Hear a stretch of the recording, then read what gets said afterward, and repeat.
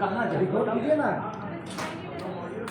जाना क्या है? थोड़ा सा रिपोर्ट दबा छोड़ना है। आज इस राज्य में एनडीए की एक बैठक क्यों नहीं रिपोर्ट दबा? पंखा बंद करो। और बैठक के बाद कुछ बातें सामने आई हैं, बड़ा मजेदार चिटकुटी। उनके कोई प्रभारी हैं वाजपेयी जी, मतलब अटल बिहारी वाजपेयी जी से उनका कोई संबंध नहीं, क्योंकि कहाँ सूरज और कहाँ दिया। तो उन्होंने कहा कि इस बार भ्रष्टाचारियों के खिलाफ लोकसभा का चुनाव हो रहा है।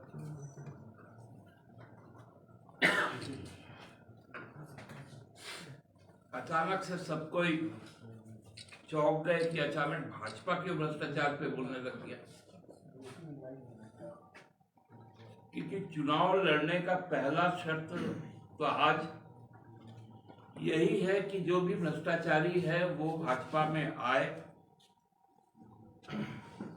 और चुनाव लड़े, उसका पूरी गारंटी मोदी जी देंगे। क्योंकि मोदी जी के द्वारा जो भी सर्टिफाइड भाजपाई है, जो भी सर्टिफाइड भ्रष्टाचारी है, वो यदि भाजपा में आ जाए तो उसकी सीट की गारंटी। झारखंड में भी हम लोगों ने देखा, जो सीबीआई के आरोपी और कन्विक्टेड लोग, उनको भी दिया जा रहा है टिकट।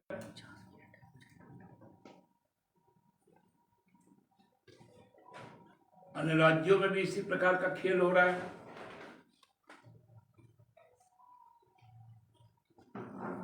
हम लोगों ने देखा कि आंध्र प्रदेश जो तथाकथित दिल्ली का लीकर स्कैम है, उसके अप्रूवल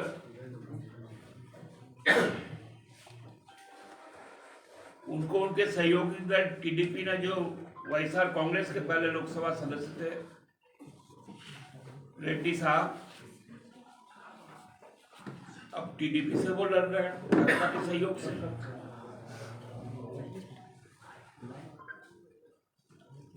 अजित पवार के लोग लड़ रहे हैं, नारायण राणे के लोग लड़ रहे हैं।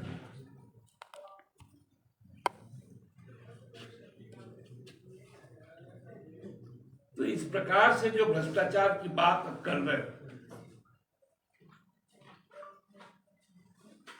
मजेदार तथ्य आप लोगों को बताए कि पिछले 2 दिन पहले प्रधानमंत्री जी तमिलनाडु गए। वहां के एक निजी चैनल को उन्होंने साक्षात्कार दिया। जब उनसे पूछा गया कि चुनावी बॉन्ड पर, तो उन्होंने अपने भ्रष्टाचार का किस प्रकार से बचाव किया। बोला, मोदी ने ही इसको गारंटी किया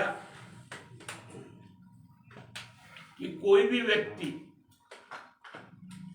अपने स्वार्थ के लिए किसी को यदि पैसा दे तो उसका पता जो आप लोग लगा पाए, ये मोदी का कानून था। जबकि मोदी सरकार के जो वकील थे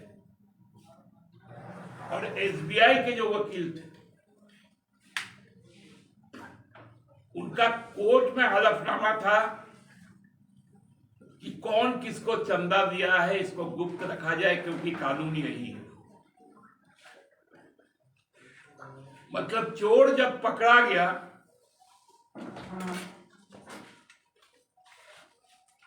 तो वो बोला, ये मेरा चोरी का तमगा है।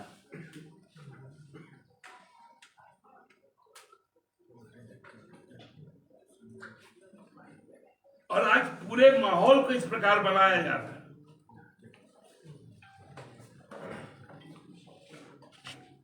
मैं कल भी आपको कहा था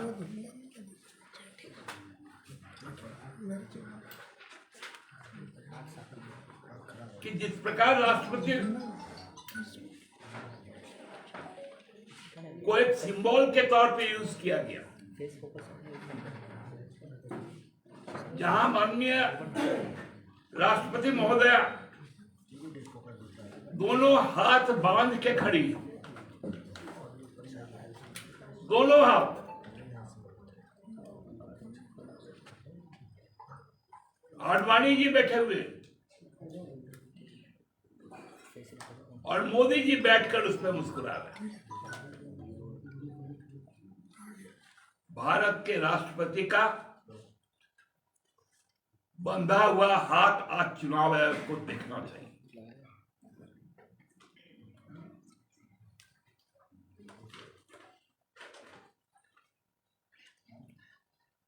आज चुनाव आयोग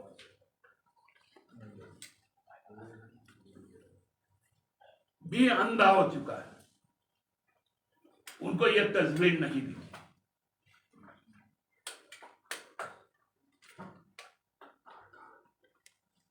क्या चुनाव आयोग जो राष्ट्रपति का चुनाव भी संपन्न करवाता है,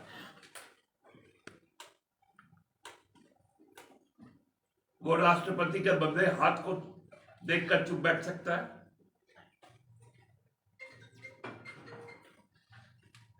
ऐसी क्या परिस्थिति है, चुनाव आयोग को बताना चाहिए कि पीवी नरसिम्हा राव के पुत्र पीवी प्रभाकर राव राष्ट्रपति भवन जाते हैं। MS स्वामीनाथन साहब की पुत्री श्रीमती नित्या राव वो राष्ट्रपति भवन जाती है। स्वर्गीय संजय कर्पूरी ठाकुर जी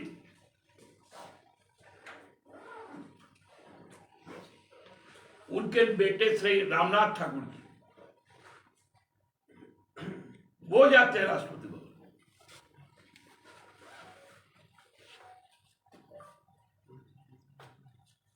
चौधरी चरण सिंह जी के पोते जयंत जी जाते हैं राष्ट्रपति भवन। क्या आडवाणी जी यदि स्वस्थ नहीं है तो क्या उनके परिवार में लोग और कोई नहीं है कि वो राष्ट्रपति भवन तक जाए? या आडवाणी जी यदि घर पे कुर्सी पे बैठ सकते हैं तो व्हील चेयर पे जाए? कई बार ऐसा हुआ है। राष्ट्रपति को लेकर आए, पीछे तिरंगा लगा रहे, भारत रत्न भी बैठा रहे और अहंकारी राजा भी बैठा रहे और राष्ट्रपति का हाथ बंधा रहे। चुनाव आयोग को इस पर संज्ञान लेना चाहिए। ये राजनीतिक भ्रष्टाचार है।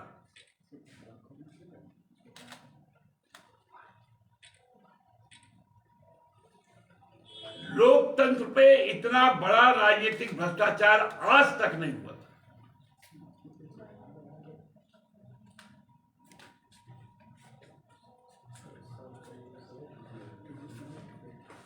आप बताइए, क्योंकि एक आदिवासी है, महिला है,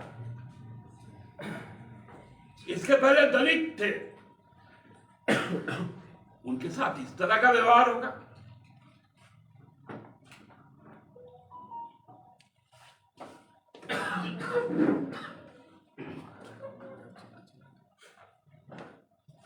आज भ्रष्टाचार की नई परिभाषा गढ़ने का काम भारतीय जनता पार्टी कर रही है।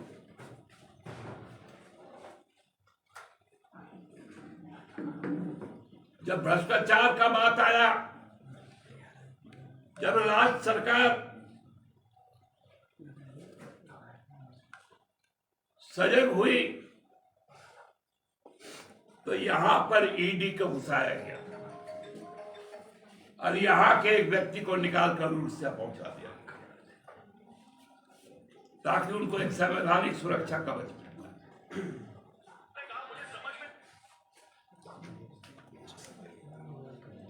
पीएमएलए का जहां साबित होता है मनी ट्रेल का, ईडी चुप रहता है।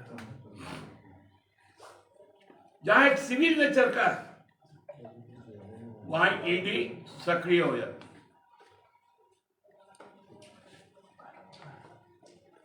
हेमंत सोरेन आदिवासी है, वो जेल में रहेगा।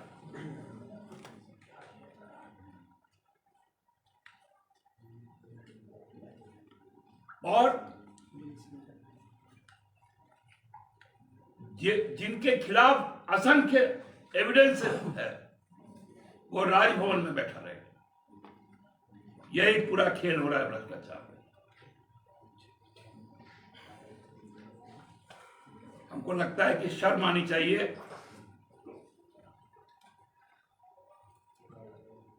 भाजपा को इस भ्रष्टाचार पर बोलिए, महंगाई पे बोलिए, बेरोजगारी पर बोलिए,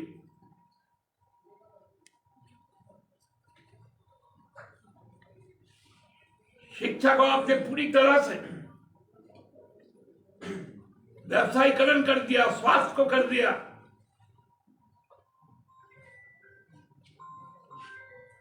किसानों पर गोलियां चलाई।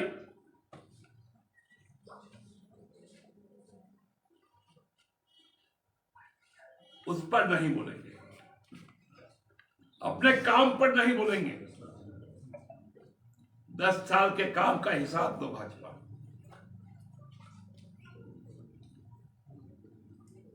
लोगों को मत भटकाओ।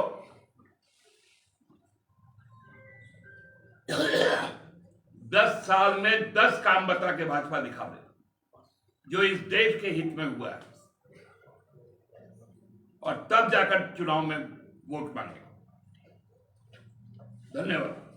दादा, आपने अभी एक जवाब दिया कि भ्रष्टाचारी एक तरह से राजभवन में बैठे हैं, तो कौन है वो, उसका अगर नाम बताते तो ज्यादा अच्छा।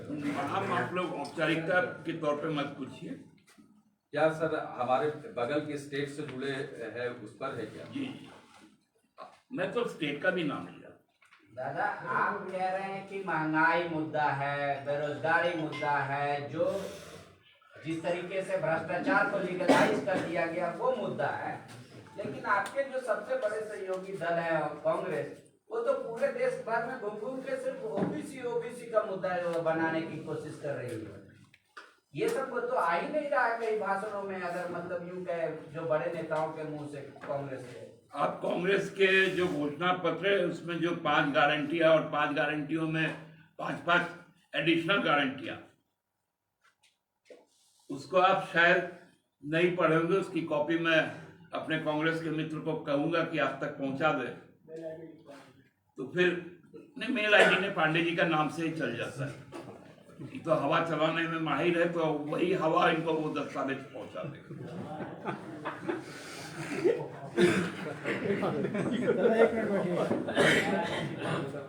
दादा, गिरनाथ सिंह जी का वापसी हो गया आरजेडी में से। बहुत बहुत स्वागत है। गिरनाथ जी सेकुलर पॉलिटिक्स करते थे, सेकुलर पॉलिटिक्स के वाहक है। समझ गए कि पाखंडियों के साथ रहना नहीं। इसमें अभी बहुत सारे लोग भाजपा से निकलेंगे, और मैं तो कह रहा हूँ बहुत सारे जो घोषित टिकट है वो भी कटेंगे झारखंड। लेकिन वो तो कहते हैं कि सबसे बड़ा भ्रष्टाचारी है। देखिए, गिरिनाथ बाबू इस राज्य के बड़े नेता हैं। राजद के लंबे समय तक प्रदेश अध्यक्ष रहे, मंत्री रहे।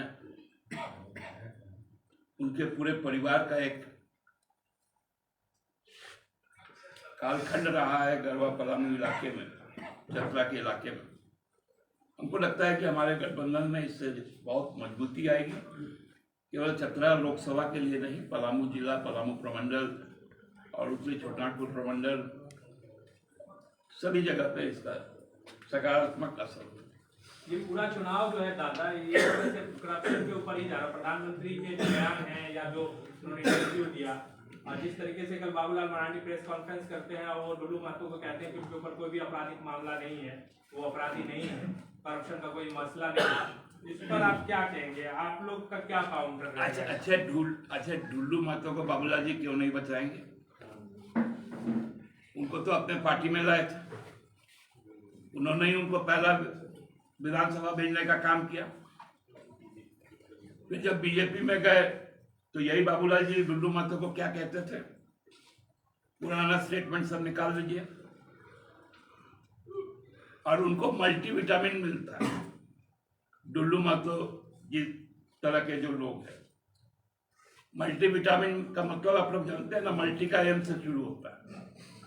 वो मल्टीविटामिन जब तक बाबूलाल जी को मिलता रहेगा, डुल्लू महतो जी बहुत शानदार कैंडिडेट उनके लिए रहेंगे। मल्टीविटामिन